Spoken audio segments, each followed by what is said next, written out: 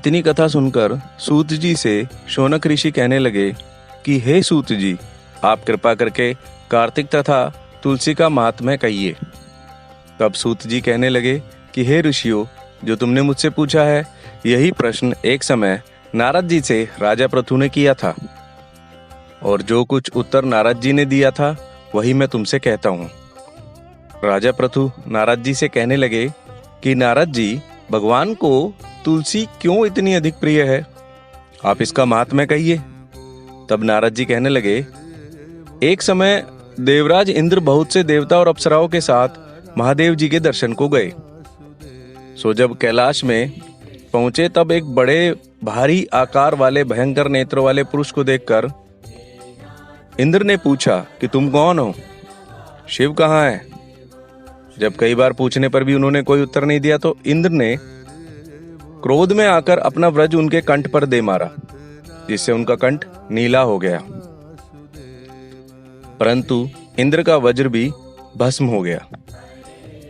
फिर उनकी आंख से ऐसी प्रचंड अग्नि निकली मानो इंद्र सहित सारे संसार को भस्म कर देगी।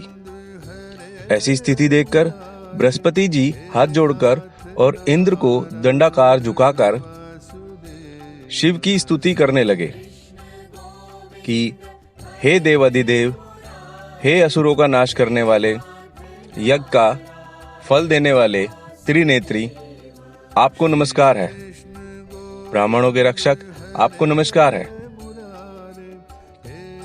नारद जी कहने लगे कि हे राजा पृथु, इस प्रकार स्तुति सुनकर श्री महादेव जी ने त्रिलोकी को दग्ध कर देने वाली अग्नि को शांत किया और कहने लगे कि हे देवताओं, वर मांगो, मैं आपकी स्तुति सुनकर अति प्रसन्न हुआ हूं। हमने इंद्र को जीवन दान दिया और हे बृहस्पति जी, आज से तुम्हारा नाम जीव होगा।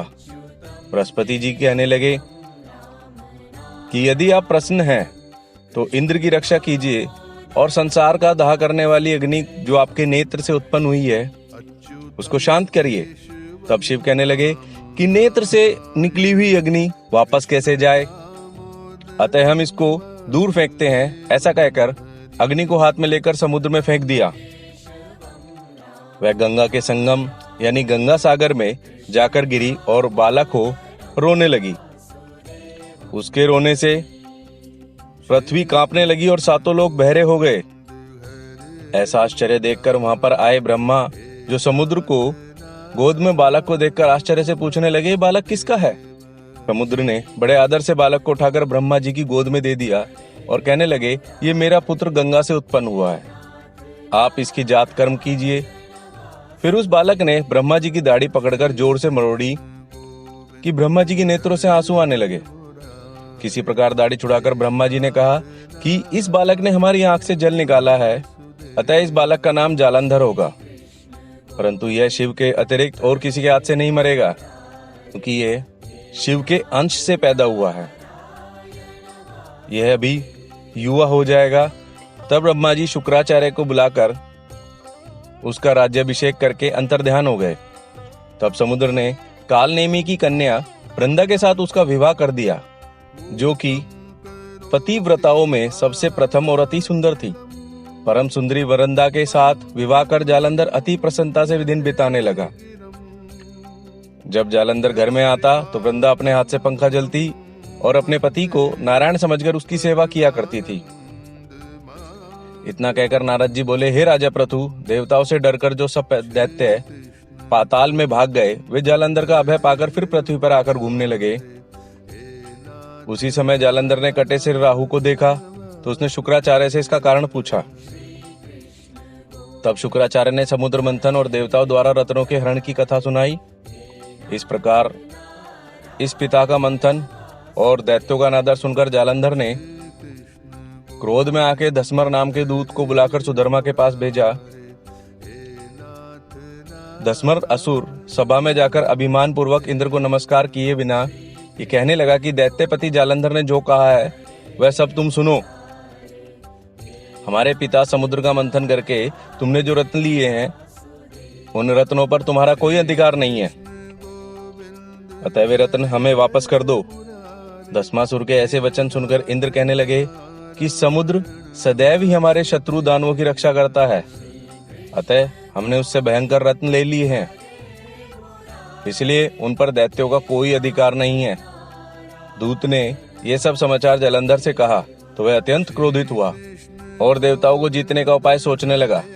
उसने सब दिशाओं तथा पाताल में अपने दूत भेजकर सब दैत्यों को बुलाया और शुंभ तथा निशुंभ को अपना सेनापति बनाकर स्वर्ग के नंदन वन में जाकर इंद्र की अमरावती को पूरी तरह से घेर लिया। तब देवता भी युद्ध के लिए बाहर निकल आए और अनेक प्रकार के शस्त्रों से देवताओं और दैत्यों का युद्ध होने लगा। वे सब एक दूसरे को मार मार कर गिराने लगे। सब तरफ रुधिर बहने लगा। मरकर गिरे हुए घोड़ों और हाथियों से पृथ्वी भर गई। इधर युद्ध में मारे गए दैत्यों को शुक्राचार्य अपनी संजीवनी विद्या से जीवन दान करने लगे और उधर बृहस्पति जी द्रोणाचल की दिव्य औषधि द्वारा देवताओं को जीवित करने लगे। ये सारा वृतांत दैत्यों ने शुक्राचार्य से जाकर कहा तो जालंधर दैत्य ने अपने अनुचरों को द्रोणाचल पर्वत को समुद्र में फेंक देने का आदेश दिया। तब दैत्यों ने द्रोणाचल पर्वत को उठाकर समुद्र में फेंक दिया और फिर आकर संग्राम करने लगे। जब देवताओं को जीवित करने के लिए औषधि लेने बृहस्पति जी दिव्य पर्वत को न देखकर और देवताओं का दैत्यों के द्वारा निरंतर संहार होते देखकर घबराकर कहने लगे कि हे देवताओं, शीघ्र यहाँ से भागो, ये दैत्य शंकर के अंश से उत्पन्न हुए हैं, अतः ये तुमसे नहीं मरेंगे। गुरुजी की यह बात सुनकर देवता अपनी जान बचाते हुए दसों दिशाओं में भागने लगे और जालंधर दैत्य ने जीत का नगाड़ा बजाते हुए देवों की अमरावती नगरी में प्रवेश किया। सब देवता भय के मारे सुमेरी पर्वत की कंदराओं में जाकर छिप गए। देवों के भाग जाने पर जालंधर इंद्र की पूरी अमरावती शुंभ निशुंभ के अधिकार में सौंपकर स्वयं देवताओं का पीछा करने के लिए सुमेरु पर्वत की ओर गया। तब देवता जालंधर को फिर आता देखकर भगवान विष्णु की स्तुति करने लगे। बोले, हे मच कच आदि अनेक रूप धारण करने वाले, सारी सृष्टि का पालन करने वाले तथा संहार करने वाले, शंख चक्र गदा और पद्म को धारण करने वाले, आपको नमस्कार है। भगवान विष्णु देवताओं की स्तुति सुन और उनको दुखी जानकर शीघ्रता से उठकर गरुड़ पर सवार होकर जाने लगे। तो लक्ष्मी जी ने पूछा, भगवान आप कहाँ जा रहे हैं? तब उन्होंने उत्तर दिया कि तुम्हारे भाई जालंधर से पीड़ित देवताओं की सहायता के निमित्त जा रहा हूँ। तब लक्ष्मी जी कहने लगी कि भगवान, मैं आपकी परम प्रिय हूँ, तब आप मेरे भाई को कैसे मारेंगे? तब भगवान ने कहा कि शंकर से उत्पन्न और ब्रह्मा जी के वचन से हम जालंधर को कदापि नहीं मारेंगे।